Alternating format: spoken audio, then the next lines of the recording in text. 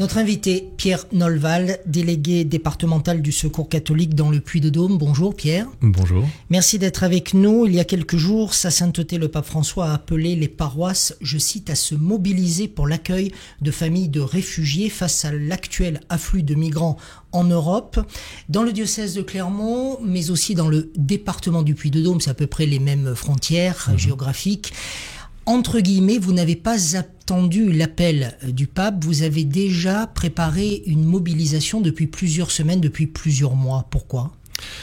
Tout simplement parce que dans la mission du Secours catholique, la place des migrants a toujours été importante. Donc, notamment à Clermont-Ferrand, mais également à Sébaza, il y a des équipes de bénévoles qui reçoivent toutes les semaines des migrants. Et ces migrants viennent d'où ?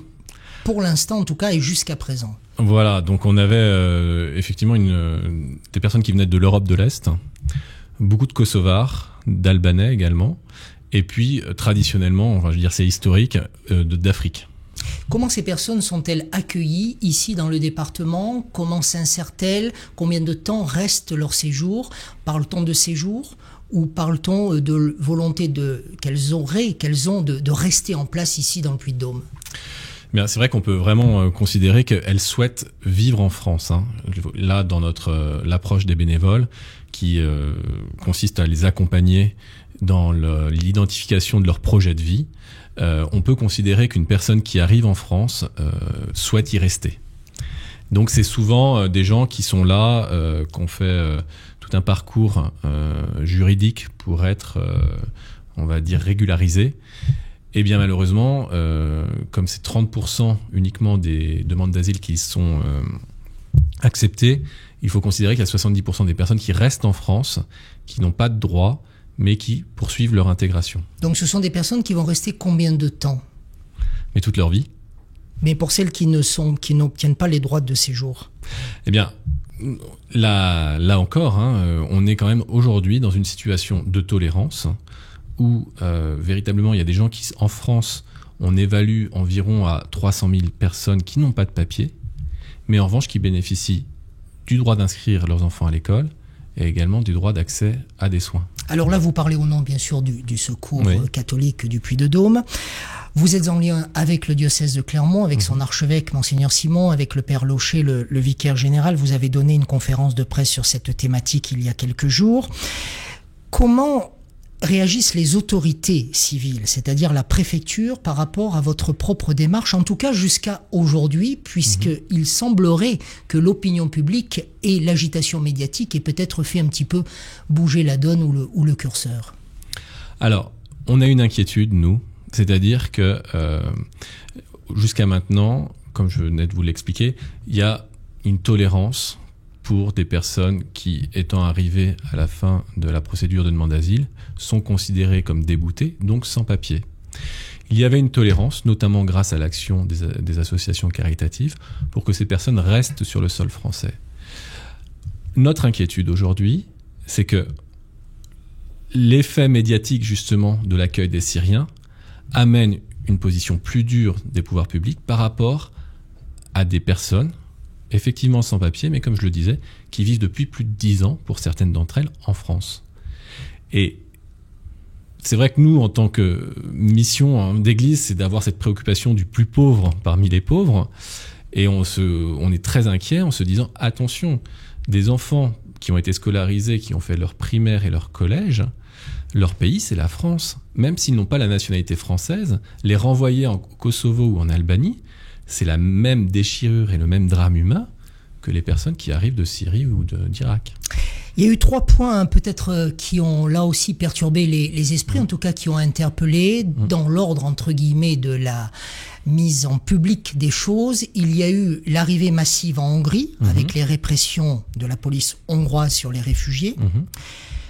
La triste réalité de la mort de ce petit garçon sur une plage de Turquie et l'appel du pape François. Comment réagissez-vous, vous, Pierre Nolval, à toute cette déferlante médiatique et à cette interpellation qu'ont aujourd'hui les Français par rapport à cette situation des réfugiés ? Tout d'abord, je crois que notre culture aujourd'hui est celle-ci, c'est celle de l'événement. Donc il fallait un événement déclencheur. L'événement déclencheur a été effectivement cette photo d'un enfant mort sur la plage. Ça suscite une prise de conscience. Ça, c'est positif. Ensuite, il y a un élan de générosité très spontané qu'on observe pour tous les événements dramatiques humains liés à l'environnement. Il y a des gens aujourd'hui qui se disent partants pour vous aider à accueillir des réfugiés ? Tout à fait. Mais ce qui est important aussi de noter, et je crois que c'est là la responsabilité de l'Église, c'est d'agir sereinement en disant oui, on peut en avoir un élan de générosité qu'on pourrait considérer comme étant de la charité, mais il faut également organiser la solidarité. Et la solidarité, c'est un engagement responsable. Et finalement, c'est là où les associations et le Secours catholique interviennent pour structurer l'intégration des personnes migrantes. Vous voulez dire qu'il faut avoir un minimum de professionnalisme derrière l'élan du cœur ? Exactement. Et là, il faut aussi réaffirmer la confiance qu'on peut avoir tant dans l'action des associations que aussi dans l'action de l'État. On est quand même dans un état de droit avec des dispositifs qui fonctionnent et qui aujourd'hui sont en capacité d'accueillir des nouveaux migrants avec un parcours d'intégration qui garantit la sécurité de l'ensemble de la population française. Et moi, je partage l'inquiétude des gens qui sont en précarité en France, nés en France, français, et qui se disent « et nous ?» Et là, il est important de réaffirmer que le Secours catholique reste présent. Vous dites que vous partagez leur inquiétude. Tout à fait, tout à fait. Cette inquiétude d'injustice, de voir que on ouvre nos bras pour des populations qui ont été sous les feux de projecteurs médiatiques, mais il existe des souffrances terribles de femmes isolées, d'enfants déscolarisés, enfin des drames humains importants qui sont à nos portes. Et je dirais que cet événement-là doit nous amener à réfléchir sur notre prochain, c'est un Syrien, mais c'est aussi notre voisin. À propos de ces prochains qui sont nos voisins, comment réagissez-vous ? Vous, le président de la Commission, le président Juncker, s'est fermement opposé au choix dit des réfugiés. Il y a des maires en France. Je n'ai pas connaissance, à l'heure où nous parlons, d'une situation identique dans le Puy-de-Dôme. Il y a des maires en France qui sont en train de choisir les réfugiés qui pourraient accéder à leur territoire municipal. En l'occurrence, on préférerait les chrétiens aux musulmans. Comment réagissez-vous ? Alors, en réagissant en tant que chrétien et en tant que membre du Secours catholique, il y a un accueil inconditionnel. Et de tout temps, on n'a jamais demandé aux gens leur carte d'identité et leur certificat ou de baptême ou autre. Donc nous, en tant que mouvement d'église, on s'inscrit pleinement dans cette idée d'inconditionnalité. Mais là aussi, je crois qu'il faut être conscient du sentiment de panique ou de détresse que cela peut inspirer.